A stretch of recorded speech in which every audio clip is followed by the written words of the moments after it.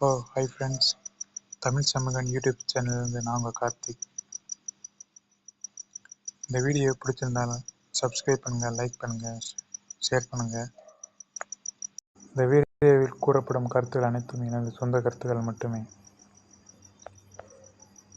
This video sponsored by Paymort shopping app. Paymort e-shopping application is one of the online shopping app now available on Play Store and App Store. Paymort e-shopping. வாங்க வீடியோக்குள்ளே போகலாம்.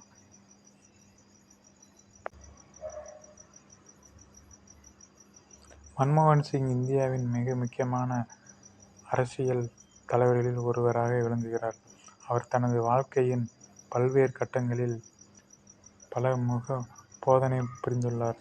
பொருளாதார நிபுணராக, நிதி மந்திரியாக மற்றும் இந்தியாவின் பிரதமராக.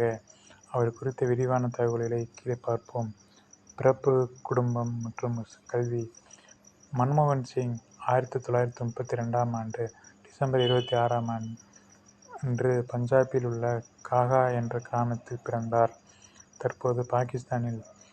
அவர் பிறந்த இடம் இந்தியா பாகிஸ்தான் பிரிவினைக்கு பின்னர் பாகிஸ்தானாக மாறியதால் அவரது குடும்பம் இந்தியாவிற்கு குடிபெயர்ந்தது.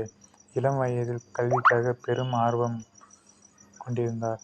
பஞ்சாப் பல்கலைக்கழகத்தில் பொருளாதார முதுகலை பட்டம் பெற்றார். பின்னர் கேம்பிரிட்ஜ் பல்கலைக்கழகத்தில் தன்னுடைய கல்வியை மேம்படுத்தினார். ஆக்ஸ்போர்டு பல்கலைக்கழகத்தில் பொருளாதாரத்தில் டாக்டரேட் பட்டம் பெற்றார்.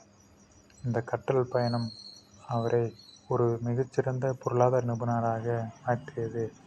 தொழில்முறை வாழ்க்கை மற்றும் பங்களிப்புகள். மன்மோகன் சிங் தனது அரசியல் வாழ்க்கைக்கு முன்பு ஒரு பொருளாதார நிபுணராக செயல்பட்டார். இந்திய அரசு திட்டமிடும் ஆணையத்தில் பிளானிங் கமிஷன் பணியாற்றினார். ஆசிய வளர்ச்சி வங்கியில் முக்கிய பதவிகளை வகித்தார். பிறகு இந்திய ரிசர்வ் வங்கியின் ஆளுநராக பணியாற்றினார். 1991இல் இந்தியாவின் பொருளாதார நிலைமையே மிகவும் மோசமானது. அப்போது பிரதமர் நரசிம்ம ராவ் அவரை நிதி அமைச்சராக நியமித்தார். மன்மோகன் சிங் சர்வதேச நாணய நிதியத்தின் உதவியுடன் முப்புரட்சி பொருளாதார சீர்திருத்தங்களை கொண்டு வந்தார். இதன் மூலம் இந்தியா வெளிநாட்டு முதலீடுகளை ஈர்க்க ஆரம்பித்தது மற்றும் சர்வதேச பொருளாதாரத்தில் முக்கிய இடத்தை பெற்றது. பிரதமரான காலம் 2004 2014 வரை. மன்மோகன் சிங் 2004 முதல் 2009 ஆகிய தேர்தல்களில் காங்கிரஸ் கூட்டணியின் வெற்றியை தொடர்ந்து 2 முறை பிரதமராக பதவி வகித்தார். அவரது ஆட்சியில் பல முக்கியமான திட்டங்கள் உருவாக்கப்பட்டன. அறிமுகப்பட்ட திட்டங்கள்: மகாத்மா காந்தி வேலைவாய்ப்பு தேசிய கிராமப்புற வேலைவாய்ப்பு திட்டம், கிராமப்புறங்களில் வாழ்க்கை தரத்தை உயர்த்த.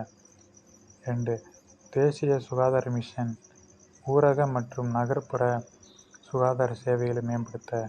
3. உழவர்களுக்கு வட்டியில்லா கடன் திட்டங்கள், விவசாயிகளின் நலனுக்காக புதிய திட்டங்கள். தொழில்நுட்ப வளர்ச்சி. அவரது ஆட்சியில் தகவல் தொழில்நுட்பம் மிக வேகமாக வளர்ந்தது. இந்தியா சீரிய மற்றும் அணுசக்தி ஒப்பந்தங்கள் மூலம் சர்வதேச உறவுகளில் வலிமையான இடத்தை பெற்றது. சவால்கள் மற்றும் விமர்சனங்கள். இந்த காலகட்டத்தில் பல சாதனைகள் இருந்தாலும் சில எதிர்மறை பிரச்சனைகளும் ஏற்பட்டன. 2G ஸ்பெக்ட்ரம் ஊழல் மற்றும் கோயில் ஊழல் போன்றவை. பாஜக மற்றும் பிற எதிர்க்கட்சிகளின் கடுமையான விமர்சனங்களையும் சந்திக்க வேண்டியதாயிற்று. தனிநபர் வாழ்க்கை. மன்மோகன் சிங் தனிப்பட்ட வாழ்க்கையில் மிகவும் எளிமையானவர் மற்றும் நேர்மையானவர். அவர்